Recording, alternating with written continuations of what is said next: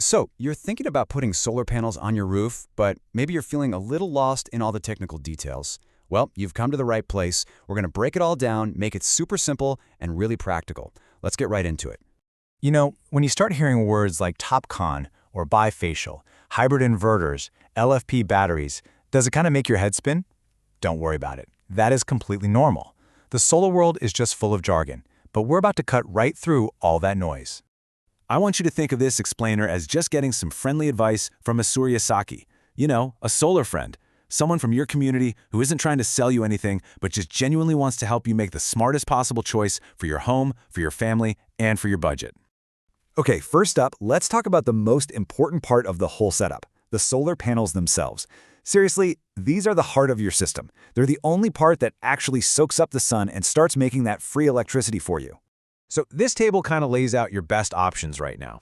Now, while monoPERC is a really solid, budget-friendly choice, the real star of the show these days is N-type TOPCon. It is the fastest-growing technology in India, and for good reason. It just performs better in our hot summers, and it gives you more power over its entire lifetime. For most homes, this is absolutely the sweet spot for long-term value. So, how do you tell a good panel from a not-so-good one when you're looking at a quote? Easy. Just use this simple 5-step trick. Look at the spec sheet for these 5 numbers. The first 4, they tell you all about power and how long the panel will last. But step 5, that one is the absolute deal breaker. The panel must be on the government's approved list, which is called the MNRELMM list. If it's not on that list, you simply will not get the subsidy, period. All right, let's move on to the brain of the operation, the inverter. This is such a crucial piece of equipment.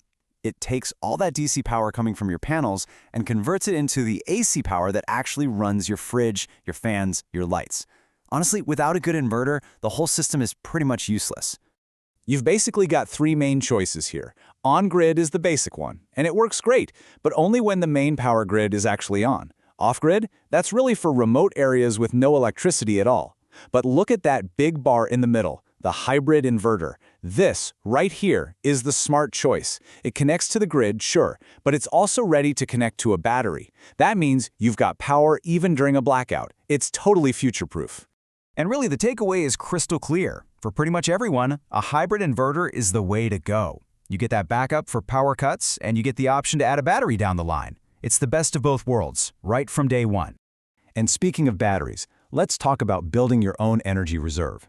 This is how you get to true energy independence, you know? Storing that free sunshine to use whenever you want, day, night, rain or shine. But here's the really crucial question you have to ask yourself. Do I actually need a battery right now? And you know what? For a lot of people, the answer is no. And that's thanks to a system called net metering. Basically, you send your extra solar power to the grid during the day, and then you just pull it back from the grid at night. So in effect, the grid acts like a giant free battery for you. Pretty cool, right? Now, if you do decide a battery is right for you, there's really only one choice to make today. Forget those old, heavy lead-acid batteries. The modern standard is lithium-ion, specifically something called lithium iron phosphate, or LFP. Yeah, it costs a bit more upfront, but listen to this. It lasts 3 times as long, gives you almost double the usable power, it's way safer, and it requires 0 maintenance. It's just the smarter investment, hands down. Okay, so we've covered the big 3. Panels, inverters, and batteries. But now let's talk about something that's just as important, the unsung heroes of your system. This is all the other stuff that makes sure it runs safely and lasts for decades. In the industry, they call this the balance of system, or BOS. It's a fancy term for all the wiring, the frames, the safety gear, everything else. It might seem boring, but this accounts for 20 to 30% of your total cost. And let me tell you, skimping here is the biggest mistake people make. It can put your entire multi-lakh investment at risk. So the most crucial point here is to make sure your installer is using high-quality components. You want to check for these things, and please don't be afraid to ask them directly, can you show me the earthing pit? Can I see the safety certificates for the equipment? A good, honest installer will be happy to show you. Wow, we have covered a lot of ground, haven't we? So now, let's put it all together into one simple final checklist that you can use when you're getting quotes and you're ready to make your decision. This right here, this is your power tool. Run through these questions yourself first, and then run through them with any installer who gives you a quote. This checklist transforms you from a confused buyer into a confident, informed homeowner who knows exactly what they're looking for and what to ask. All right, so after all of that, what is the actual payoff? Let's look at some real-world numbers for a standard 3-kilowatt system. This is what's perfect for most homes under the PM Surya scheme. And trust me, this is the really exciting part. So after all the government subsidies are applied, your final out-of-pocket cost could be around 70,000 rupees. Now that's a serious investment for sure, but it's a very achievable one. And what about the best part? That investment actually pays for itself. In just 4 to 5 years, your savings on electric bills will have completely covered the entire cost of the system. And after that payback period is over, what do you get?